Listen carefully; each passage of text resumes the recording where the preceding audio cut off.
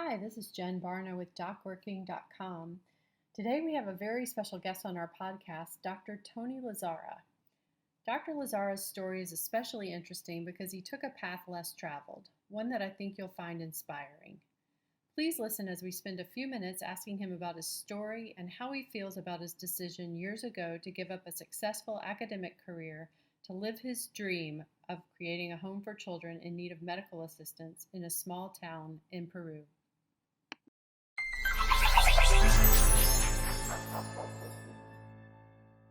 Same here. Thank you. Gabriella is hosting the podcast with me, and we're really, really excited and appreciate so much you joining us to talk with us about your story. Okay. DocWorking is a website that's created to give solutions to physicians and help physicians to find ways to achieve their goals and achieve work-life balance. Mm-hmm. And I think that everyone would be inspired by your story. And I wanted to have a chance to ask you about your career and your choices, and to give a little bit of background. Dr. Tony Lazzara is here with us. Dr. Lazzara was a prestigious pediatric intensivist at Emory University before he made a life decision to move to Peru and work with children who did not have the resources to access medical care. And he's spent his career since then working with the children. And I would love to hear your story, Dr. Tony. Well, okay. As you said, that I was at Emory University in pediatric. It was neonatal intensive care. I'm a neonatal. It's my subspecialty, neonatology. And I had been there for about 10 years. I started in 1972, 73. I had been there for 10 years. And in 1982, myself, a colleague, her husband, and a friend, we decided we wanted to travel to East Asia, and we decided I don't know why, but we decided on India. And we started off in Calcutta, which was, of course, very shocking to us. We had sort of steeled ourselves as to what we were going to see, but you can't steel yourself against something that we saw. And we were just, very much impressed with the extreme poverty that we saw. Children in the streets. We saw children that had been maimed by their parents so that they could be better beggars. And so I contrasted that with what I was doing as a neonatal intensivist, taking care of babies that weighed 1 pound, some of them, surrounded by $200,000 to $300,000 worth of equipment. Most of these infants, at least at that point in time, this was in the early 80s, many of those infants, if they did survive, and most of them did not survive, but if they did survive, would be damaged, neurologically damaged. So I just started thinking about what I was doing there and what I could be doing elsewhere, helping disadvantaged children. And then too, in my background, of course, I went to Catholic grammar school, Catholic high school, Catholic college. And of course, the missions were always being touted and collections were always being done. And we had missionaries coming to talk to us about their work and that type of thing. So that was really always in the back of my mind, but I had sort of put it off because I had a great job at Emory. We were doing very exciting research. I was tenured at Emory. So I sort of put those thoughts in the back of my mind and went forward at Emory. But then, of course, they resurfaced again after our trip to India. So I returned to Emory, and it was an extremely difficult decision to make for the reasons I just said. It was a good job. I had lots of friends who were doing very good research, very exciting research on brain hemorrhage in premature infants, which is common At least it was then. It's probably less common now with more advanced technologies. So it took me about maybe a year before making the final decision. The other problem that I had, of course, is my parents were aging. I was 3 hours away from them by plane, Atlanta to Tampa, which is where we lived. So all of those things came together, but then I decided in the end that this was something that I wanted to do. It was something that I needed to do. So I resigned at Emory. I sold my house and sold my car. And on April the 9th of 1983, I landed in Peru, which had just had severe flooding, no electricity, no water. And they put me in a house way in the back of the property where I was going to work that had an outhouse with a rat in it. So that was my introduction to Peru. So I stayed with that group. These were called the Missionaries of the Holy Apostles. It was a Catholic order that had a home actually for disadvantaged adults. We built a pavilion for children, and I stayed with that group for 4.5 years, but then decided that I would do better on my own because there were too many foreigners. We had different ideas about how to run things. There were Northern Europeans and Canadians and myself, and we were always in conflict. And the patients knew it, and they took advantage of it. So I decided that I needed to be on my own. I looked around for a house, and about maybe 10 miles from where I was working, there was a very nice 4-story house, which I bought in 1987. And with that, we were broke. We had no money after we bought the house. But then the community came together. Some Catholic schools in Lima for the wealthy also supported us. My father went to the parish priest and said, my son needs help. Whatever the parish donates, I'll double. So with that, we were able to get going. And then I started a newsletter, which I sent out 4 times a year. And that's how we've survived, with people helping us. Peruvians have been very good to us. Almost all of our food is donated. They drop off sacks of rice and sugar and beans and that type of thing. Sometimes they give us chicken and meat and what have you. So with that, we've been able to continue forward. And can you tell us a little bit about the home and the children that stay there? Yeah. The home is dedicated to children that are ill and whose parents do not have adequate resources for medical care. It's really a holding center. The children come from all over Peru because Peru, being a developing country, there's very little medical care, or at least sophisticated medical care in the rural areas. So if they need a pediatric cardiologist or a pediatric nephrologist, kidney specialist, then those are only in Lima. Lima is the center of Peru, actually. It has about 1/3 of the population of Peru. So we receive children from the outlying area. We do have a few children from Lima, but most of them come from the outlying areas that need specialized pediatric care. I'm a general pediatrician. So if a child comes in with a cardiac problem or heart problem, then I send them to the children's hospital. Same thing for the kidneys. Excuse me. Almost all of the specialties are represented at the Children's Hospital. We do get some children with leukemia, and there's a national cancer hospital. Eye problems, there's a national eye hospital. So they'll come into us, and then we'll decide where they need to go for continuing medical care. We don't charge the children anything. We do ask, just to keep the parents involved, we do ask the parents to help us with the education because the children go to school. So if the children, for example, need certain amount of money for photocopies, or if they need a certain amount of money for a book or what have you. If the parents can't afford it, then we'll ask them to help us just to keep them involved, so that they don't think that we're taking over total care of their child. Once the child is well, the child has to return home. The home is not permanent, it's temporary. There's no time limit. We had one child with us for 15 years. Thankfully, family here in the United States took him on, and he's living with them now because he really had no other place to go. when he achieved 18 years. So they go home. We try to keep up with them, although they go to very remote rural areas. Sometimes they will call us and tell us what's going on. If the child needs to return to us, of course, we'll accept the child. But for most of the children, we do lose contact with them once we've sent them home. And like I said, we don't charge anything except for help with education.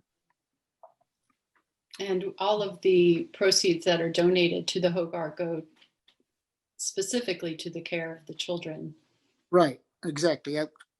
We have 21 employees, 10 nurses, and we have cooks and laundresses. And of course, most of that's our greatest expense, our salaries, because they are formally employed. They have a contract, they get health care, they get a pension fund, they get an unemployment fund, etc., which is very rare in Peru because only 30% of employees receive those benefits. 70% of employees don't get anything. They're paid under the table, usually the minimum wage, which I think is $360, something like that. Like for the year? $360 for the month. For the month, okay. Okay, right. But still, okay. Yeah. So go ahead, Lloyd. Oh. Dr. Tony, I'm curious, what would be a typical day for you at the Hogar? Well, I get up at around 5:45, go downstairs, rouse the kids out of bed because the nurses are not successful in doing that. Go downstairs to the first floor, open up all the windows, open the doors, unlock all the doors that we've locked at night. Go back upstairs, my room, I get ready. We have breakfast at 7. And the children that are going into Lima leave at about 7:30 or so by public transportation. We don't have a special car. They get on the buses like the rest of the poor to go into Lima. The children that go to school, we do have a chauffeur that picks them up and takes them to the school. There are 2 sessions. There's a morning session for the younger children from 8 to 1:30, and then there's the second session for the older children from 1:30 to 6. So at about noon or so, the children that have remained in the home, we have lunch. And then during the course of the afternoon, the children start filtering in from school. The children that have gone into Lima start coming back with the people that have taken them into Lima. So I get reports about what the physician said, what we need to do, what medicines the children need. And at about 1:30, the older children go to school. At 5 o'clock, the younger children and those that have remained in the home and those that have returned from Lima have supper. And then at about 6:30, the older children come in and they have supper. And myself and the volunteers, we have supper at about 7:15, 7:30. We have 2 teachers. One teacher comes in at 8 and she leaves at 4, and she's teaching the children that are in the home that cannot go to school because of their physical disabilities or what have you. She leaves at 4. And then we have another teacher that comes in at 6 and she leaves at 9. So after the older children, she starts with the younger children right away, the ones that have come in from school at 1:30. When the older children come in, then they go into the classroom. They have supper, of course, and then they go into the classroom, and she's with them until about 9 o'clock. At 9 o'clock, everyone goes upstairs to bed. And I go up about maybe 9:30 or so. I try to study for about an hour. Then I read the newspaper and I'm in bed by 11:30. So how many children do you house, like on average, at any given time? On average, we have between 40 and 50 children. Now, at the moment, because of the pandemic and the fact that we can't admit children because of fear of contagion, we only have 20 at the moment. Okay. But I'm sure that after the pandemic is over, that we will probably be inundated with children because there's a very high incidence of congenital malformations, especially cleft lip and palate. And we were always have 5 or 6 children with cleft lip and palate. And for the past year and a half, we've not been able to accept any of those children. Children with leukemia also, children with cerebral palsy. So we've not received any calls, and of course we can't accept them anyway because they would come in with public transportation at risk for contagion. Some of our children, the parents were very concerned and took them, even though their treatment was not completed, took them back to their home village because they were so afraid that they would become sick in Lima and would die without the parents being present. And in fact, one of the mothers that returned with her child did contract COVID and did die. She was a very young woman, 20 years old, but she did not survive the disease. Sorry to hear that. Yeah. Are the children doing well by the reports that you're hearing? The children, yeah, the social worker contacts me at least once a day by email and by messenger, and the children are doing very well. We've had no cases of COVID. We've had one case of COVID of one of our cooks. Her husband contracted COVID. Being obese and diabetic, he did not survive. She was infected also, but being a very strong woman, she didn't have any symptoms, but she's still a carrier. We're doing the molecular test on her, the PCR, and she's still a carrier, so she cannot return to work until she is free 24 hours of the virus. And so you have been in the United States because of COVID. Normally, you would have been back right in May, I believe. Is that right? No, I came on March the 1st for medical care, routine medical dental care, and was due to return on the 24th of March. But on the 16th of March, the total lockdown occurred where Peru closed its borders and its airports. Closed, every port of entry was closed. You could not get into Peru. And that was supposed to last until March the 30th. But then it went to April the 30th, and it went to May the 30th, all through the summer. And they finally opened up on November the 1st. So I am due to return on December the 17th. Good. Well, we hope that you have a safe journey. Yeah. Absolutely. Dr. Tony, I'm curious how, from your perspective, now that you've had the home has been there for, is it 25? I've been in Peru since 1983. The home that we're in now, I bought in 1987. So I think it's 25 years, 23 years, something like 23 years, I think is. So I'm really curious how it feels to you, having made that decision back in the early 80s to make such a big change, how you feel about the impact that you've made over these years. Well, I don't know. I don't really think of a global impact. I really work with the children that come in.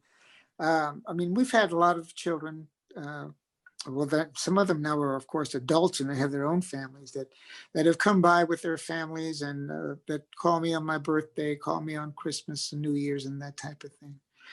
But I mean, I don't know how to measure what a global impact. I just try to concentrate on the individual children themselves. Will you tell the story of Percy when he was little and he said to your niece, she said, "I'm going to tell my uncle about you." Something. Do you remember that story? Yeah, I had a niece. She came down to volunteer with us, and Percy was doing something very naughty, I think. I don't remember what he was doing. And she says, "I'm going to tell my uncle about you." And he said, "Well, that's not going to help. He's my father." So he may be your uncle, but yeah, my father. And he used to call me Papa, but now he calls me Doctor. I don't know if I'm his father or not. He's really grown. I mean, he's a weed. He's put on some weight. He's very tall now. I'm really anxious to see him. He's doing very well in school. See, I mentioned that that all of our children have to return home, but we do have 3 that have no place to go. Percy is one of them. He's abandoned. We have a 16, I think he's going to be 17-year-old Jefferson. Do you remember Jefferson with a severe scarring? He's going to be 18, and when you're 18, you age out of the house. By Peruvian law, you cannot have adults and children in the same house. So Jefferson is going to age out when he's 18. He has no place to go. He was being placed for adoption, but because of the COVID pandemic, the government is totally shut down, and he's going to be 18 soon. You can't adopt an 18-year-old. So what I would like to do with him is find him an apartment in our little village and put him through school so that he can become independent. And then the other child there's a child that was found on the streets, actually. We don't know his age. He's been with us now for 5 years. He's also up for adoption. So those are the three that, are with us and probably will always be with us. Jefferson, we can help. I mean, Percy's only 10, and I don't know if I'm going to live in, I'm 78 years old right now, so I'm worried about Percy. If he's not adopted, what's going to happen to him if I can't continue working? So about where we stand. So Dr. Tony, that was a huge leap of faith on your part to just leave all the comforts of the US behind and go into an unknown. And it's an amazing story. Knowing what you know now, given all your experiences over the last, 30 plus years, would you do it again? Oh yeah, of course. Mm. Without blinking, I would do it again. The only thing that really concerned me were my parents. They were aging, and my father, in fact, both my parents died while I was in Peru. I wasn't able to be, well, my father, he died. They resuscitated him so that I could go down there and tell him goodbye. And as soon as I saw him, and as soon as he saw me, he had a tube in his throat, and he wanted to pull it out. He didn't want to, So, and then my mother, she died while I was down there. Unexpectedly. She had Parkinson's and was demented, but we weren't expecting her to go that quickly, but she did.